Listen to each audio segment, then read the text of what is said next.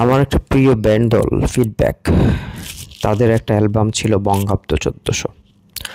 বাংলা ১৪০০ সালের নববর্ষ উপলক্ষে এই অ্যালবামটি বেরিয়েছিল।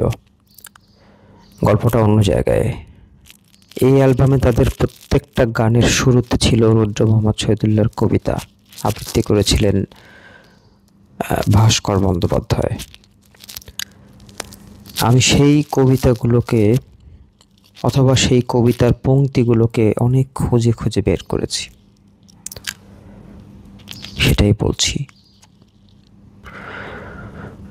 চলে যাওয়া মানে প্রস্থান নয়, বিচ্ছেদ নয়।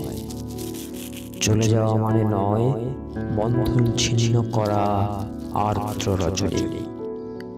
চলে গেলে আমারও অধিক কিছু থেকে যাবে আমার না থাকা জুড়ে। জানি চরম সত্যের কাছে নত হতে হয় সবাইকে। জীবন সুন্দর, আকাশ বাতাস পাহাড় সমুদ্র, সবুজ বনানী ঘেরা প্রকৃতি সুন্দর, আর সবচেয়ে সুন্দর এই বেঁচে থাকা। তবুও কি আজীবন বেঁচে থাকা যায়? বিদায়ের শেষ নাই বাজে, নিয়ে যাবার পালকি এসে দাঁড়ায় দুয়ারে।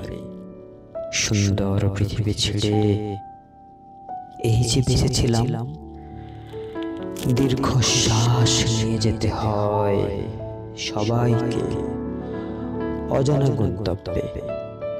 হঠাৎ ডেকে ওঠে নাম না জানা পাখি, অজান্তেই চমকে উঠি।